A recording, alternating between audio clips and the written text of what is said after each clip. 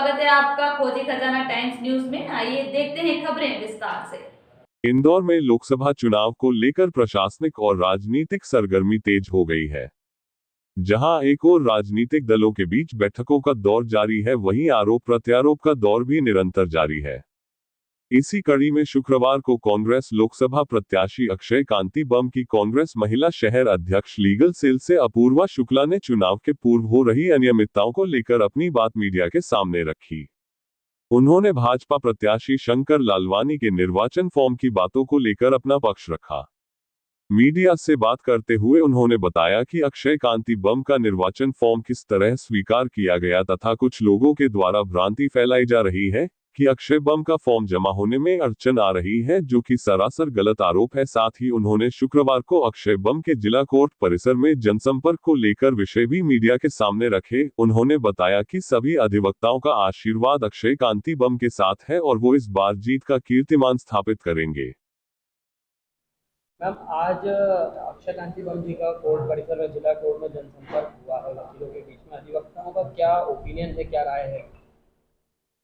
आज सुबह हनुमान जी का जो मंदिर है प्रेस क्लब के पास में, वहाँ हमारे लोकसभा के कांग्रेस प्रत्याशी अक्षय कांति बम जी ने पहले हनुमान जी की आरती की। उसके बाद में जो जिला परिसर है वहाँ पर जनसंपर्क किया एक एक वकील से। वहाँ पे जो अध्यक्ष हैं उन्होंने उनका स्वागत किया, पूरी कार्यकारिणी ने स्वागत किया हमारे लोकसभा प्रत्याशी का। फिर सारे वकीलों से उन्होंने घूम के पूरे जिला कोर्ट में संपर्क किया। उसके बाद से सारे वकील काफ़ी उत्साहित थे और सभी ने उनको आशीर्वाद दिया है कि हम आगामी जो चुनाव है उसमें उन्हें आशीर्वाद देंगे। किस तरह का रुझान है मैम उनकी जीत को लेकर? आश्वस्त कितने हैं वकीलों को लेकर? देखिए, अब क्योंकि सभी को पता है कि अक्षय कांति बम जी एक लॉ कॉलेज चलाते हैं, तो उनके कॉलेज से काफ़ी स्टूडेंट्स निकले हैं और कितने स्टूडेंट्स जिला कोर्ट में और हाई कोर्ट में प्रैक्टिस कर रहे हैं। तो उनका वैसे भी रुझान है कि हम अक्षय सर को ही वोट देंगे। Personally as a candidate also he is a good candidate. और जो कांग्रेस से जो जुड़े हुए लोग हैं और जो सच्चे लोग हैं कांग्रेस में अभी भी जो विश्वास रखते हैं उस पार्टी को तो देंगे, और individually as a candidate also वकीलों ने वोट करेंगे। मैम, अक्षय कांति बम जी के केस को लेकर कहीं ना कहीं बातें चल रही है। 15 साल पुराना एक केस है जिसे वापस से हाईलाइट कर दिया गया। इस विषय पर क्या कहना चाहेंगे? ये जो मामला है उसकी हमने सर्टिफाइड कॉपी भी निकाली है। एप्लीकेशन हमने 24 को लगाया था, लेकिन सर्टिफाइड कॉपी हमें 25 तारीख को मिली है इसकी। उसमें जो मामला बहुत पुराना मामला है, जो जिसमें अभी चार्ज फ्रेम होना था। इतने टाइम से उसमें चार्ज फ्रेम कुछ भी नहीं हुआ था, क्योंकि हमने इनका जो एफिडेविट पेश किया है नामांकन में, जो हमने सारी डिटेल्स हमें डालना रहती, तो हमने उसको कुछ भी तथ्य छुपाया नहीं है। एफआईआर की जितनी भी उनके ऊपर जो भी कुछ मामले अगर बने होंगे तो उसकी सारी डिटेल हमने एफिडेविट में दी है।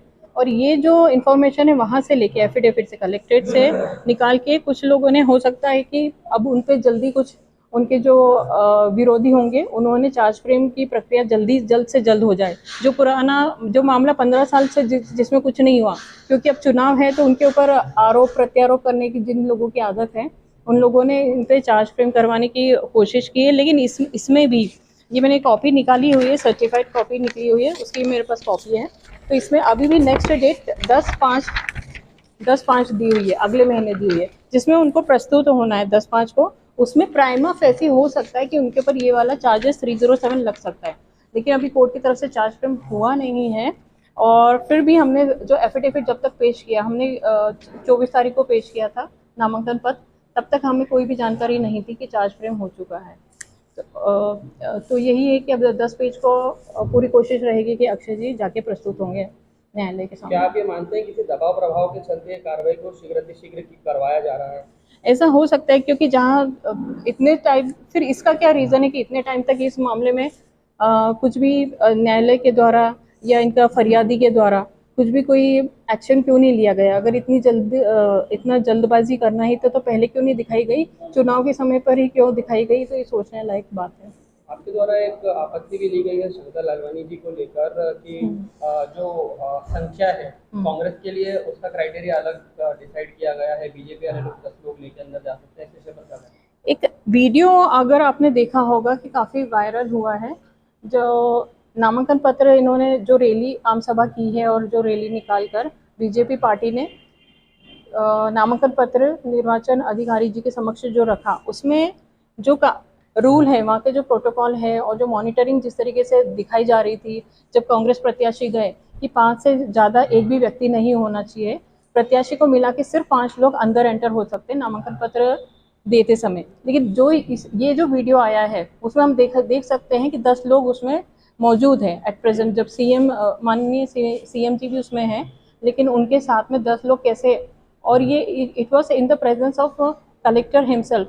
तो ये खुला आचार संहिता का उल्लंघन है, तो उस पर हमने आपत्ति लगाई थी। आज जो स्क्रूटनी हो रही थी उस समय हमने ये आपत्ति लगाई थी शंकर लालवानी जी के फॉर्म में। कहीं कहीं मीडिया ऑफिस में देख रहे हैं कि अक्षय जी के फॉर्म को लेकर भ्रांतियां फैलाई जा रही है कि फॉर्म निरस्त होते बचा है, इस विषय पर क्या कहेंगे? बिल्कुल नहीं, फॉर्म बिल्कुल निरस्त होने की कोई बात ही नहीं है, क्योंकि ऐसा कोई तथ्य अगर हमने छुपाया होता या हमने कुछ लीगल लूप होल्स होते हैं तो हो सकता है कि निर्वाचन अधिकारी जी ने, तो ऑब्जर्वर भी बैठे थे, उन लोगों ने पूरा फॉर्म देखा है, अच्छे से उसको चेक करके ही हमारे फॉर्म को अलाउ करा है। आपका परिचय? मैं एडवोकेट अपूर्वा शुक्ला, महिला शहर अध्यक्ष लीगल सेल की तरफ से।